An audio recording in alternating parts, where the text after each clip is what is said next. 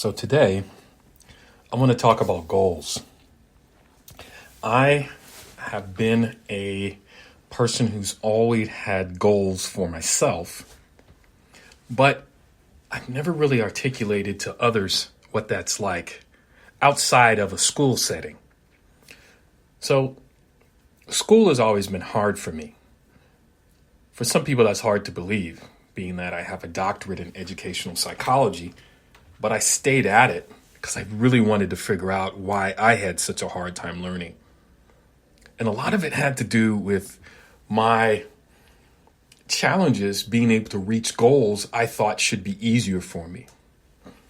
I saw other kids when I was in elementary school seemingly to be able to do things that were easy enough for them, like learn how to tie their own shoes in kindergarten, or learn all the multiplication of the number 5 or the number 7 right away, or learn how to do long division, or learn how to talk to girls or date, or just develop goals and then hit them. Goals did not come easy for me, especially around school or the social life related to school. So when I was in maybe 8th grade, a lot of things changed in the world.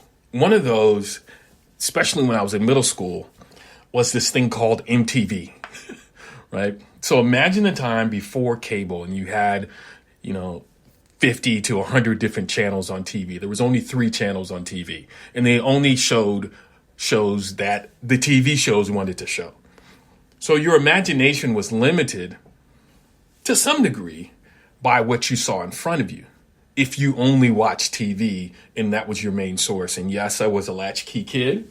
And my parents gave me a key so I can get in the house anytime I needed to, because the bus would drop me off from school and I'd have to walk. And I'm embellishing for my kids. I'd have to walk at least 2 hours. It was more like 20 minutes. But I'd have to walk home and eventually end up, at home watching TV and really thinking I'm learning deep about my world and about what I could and couldn't do. And a lot of times I didn't see other people who looked like me or who had experiences like me. There weren't a lot of black kids living in the suburbs in the 1970s when I was growing up. So for me growing up, yes, I happened to be black, but eventually I felt like, I'm blessed to have this legacy and heritage of people who overcame challenges. So I began to ask, what helped them to overcome their challenges? What helped my grandfather, who did not go to college, but yet owned his own business as a dry cleaners or as a farmer? What helped him to be able to make it through? What helped my grandmother to be able to be this amazing singer, my dad's mother, right? And be able to just learn songs and get up in front of people without any fear and be able to sing. And I'm asking these questions throughout middle school. And I'm still trying to find my own identity as one of the few of like me in school. And so during that experimental phase, I ran across this music called mod music, as well as I had some great teachers at my middle school. And they would talk about goals. And I got big into acronyms for some reason.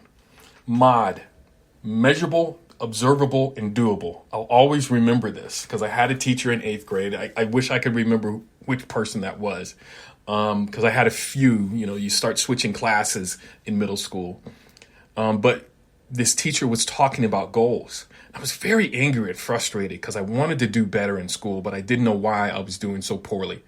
I was really doing bad in math, and both my math teaching parents were on me to get better at it.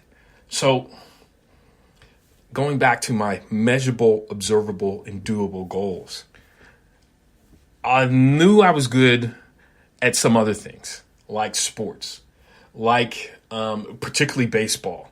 Also martial arts. I was just getting into karate class then. And I had in my mind developed goals for ways I wanted to get better. But I knew I had to start writing down ways to get better. So at karate class, I said, if I can do 100 push-ups by the end of the summer, when I get in trouble in class, it won't be as big a deal and I can get back to learning. And I won't fear learning in class. Now, in the 1980s, learning karate, learning just about anything, there was some level of threat because people could spank you, even when you went to school in the 70s. Yes, I know this is hard to take for my psychology friends, but yes, this is what happened. Kids got spanked. It was corporal punishment time. And I was constantly worried about this, but I said, let me get over whatever this corporal punishment is that's coming by just mitigating that effect. And I would do my push-ups at home. I started off doing 10. And I said, all right, if I can do 2 more each week, probably by the end of the year, or hopefully by the end of the summer, I could do these 100 push-ups. And I still kind of keep those measurable, observable, and doable goals. I don't try to go too far ahead, right? I'm not going to try to go from 10 to 100 in a week. It's not going to happen. But if I do 2 every day, or if I do 3 or 4 every week, just add it on to what I've already been doing, I'm more likely to get it done.